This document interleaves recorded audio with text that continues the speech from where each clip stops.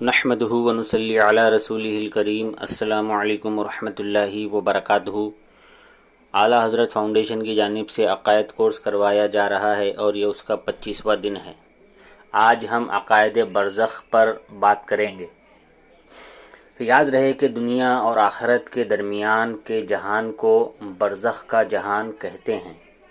مرنے کے بعد مسلمان کی روح حسب مرتبہ مختلف مقاموں پر رہتی ہے، بعض کی قبروں میں، بعض کی چاہ زمزم شریف میں، بعض کی آسمان اور زمین کے درمیان، بعض کی پہلے آسمان پر، بعض کی دوسرے اور ساتویں آسمان تک، بعض کی آسمانوں سے کبھی بلند، اور بعض پاک روحیں زیر عرش قندیلوں اور بعض کی جنت کے اونچے مکان میں رہتی ہیں۔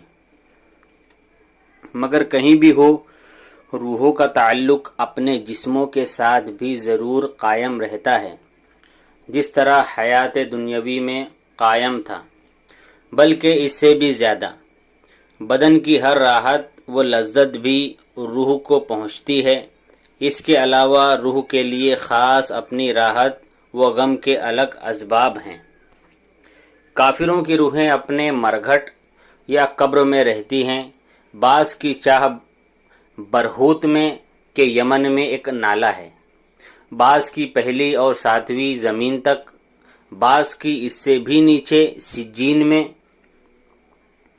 وہ کہیں بھی ہو، جو ان کی قبر یا مرگھٹ پر گزرے دیکھتی، پہچانتی اور سنتی ہے، مگر کہیں آنے جانے کا اختیار نہیں، کیونکہ وہ قید میں ہے۔ یہ عقیدہ رکھنا کہ مرنے کے بعد روح کسی دوسرے آدمی یا جانور کے بدن میں چلی جاتی ہے، تناسخ اواگن کہلاتا ہے، جو کہ قطعی بے بنیاد اور کفر ہے۔ عذاب قبر بھی حق ہے اور قبر کی راحت بھی حق ہے۔ دونوں روح اور جسم پر ہے۔ جسم اگرچہ گل جائے، خاک ہو جائے، مگر جسم کے اجزاء اصلیہ قیامت تک باقی رہیں گے۔ وہ مورد عذاب و ثواب ہوں گے۔ انہی پر روز قیامت ترکیب جسم فرمائی جائے گی۔ وہ ریڑھ کی ہڈی میں ایسی باریک اجزاء ہیں جنہیں عجب الذنب کہتے ہیں کہ نہ کسی خوردبین سے نظر آ سکتے ہیں، نہ آگ انہیں جلا سکتی ہے اور نہ زمین انہیں گلا سکتی ہے۔ گویا بدن کا بیج ہے، لہذا قیامت کے روز روحوں کا واپس لوٹنا اسی جسم میں ہوگا۔ نبیوں، ولیوں، عالموں، حافظوں اور شہیدوں کو جو منصب محبت پر فائز رہے، قرآن شریف پر عمل کرتے رہے اور درود شریف کا ورد کرتے رہے، ان کے بدن کو مٹی نہیں کھا سکتی۔ اس کے برخلاف جو شخص انبیاء کرام کی شان میں نہ شائستہ کلمہ کفر کہے کہ مر کر مٹی میں مل گئے، وہ گمراہ، مرتکب توہین اور خبیث ہے۔ موت یہی ہے کہ روح جسم سے جدا ہو جائے، لیکن جدا ہو کر فنا نہیں ہو جاتی۔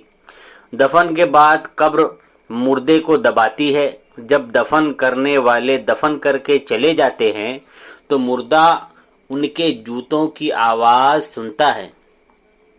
اس کے بعد فرشتے زمین چیرتے آتے ہیں۔ ان کی صورت ڈراؤنی، آنکھیں نیلی اور کالی، اور ایک کا نام منکر اور دوسرے کا نام نکیر ہے۔ وہ مردے کو اٹھا کر بٹھاتے ہیں اور سوال پوچھتے ہیں۔ نمبر 1، تیرا رب کون ہے؟ نمبر 2، تیرا دین کیا ہے؟ نمبر 3، رسول اللہ صلی اللہ علیہ وسلم کی طرف اشارہ کر کے پوچھتے ہیں کہ تو ان کے حق میں کیا کہتا تھا؟ مسلمان جواب دیتا ہے کہ میرا رب اللہ ہے، میرا دین اسلام ہے، اور یہ اللہ عز و جل کے رسول صلی اللہ علیہ وسلم ہے۔ پھر کلمہ پڑھتا ہے۔ پھر فرشتے کہتے ہیں ہم جانتے تھے کہ تو یہی جواب دے گا۔ پھر اس کی قبر فراخ اور روشن کر دی جاتی ہے۔ آسمان سے ایک منادی ندا کرتا ہے، میرے بندے نے سچ کہا، اس کے لیے جنتی فرش بچھاؤ، جنتی لباس پہناؤ، جنت کی طرف دروازے کھولو۔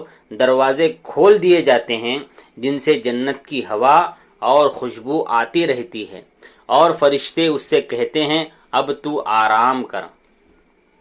کافر ان سوالوں کا جواب نہیں دے سکتا اور ہر سوال کے جواب میں کہتا ہے کہ میں نہیں جانتا۔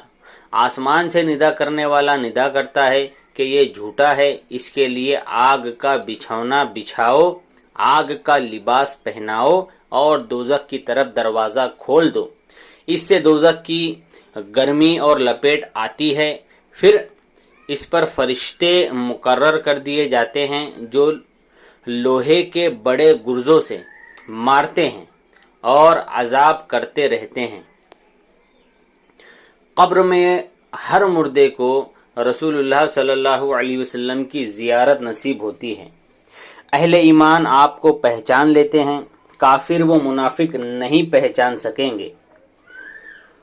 حشر صرف روح کا نہیں بلکہ روح اور جسم دونوں کا ہوگا، جو نہ مانے وہ کافر ہے۔ دنیا میں جو روح جس جسم کے ساتھ متعلق تھی، اس روح کا حشر اسی جسم میں ہوگا۔ روز محشر حساب ضرور ہوگا، حساب کا منکر کافر ہے۔ البتہ تہجد پڑھنے والے بنا حساب جنت میں جائیں گے۔ جنت دوزخ حق ہے، ان کا انکار کرنے والا کافر ہے۔ قبر میں فرشتوں کے سوالات اور مرنے کے بعد قیامت کے دن زندہ ہونا برحق ہے۔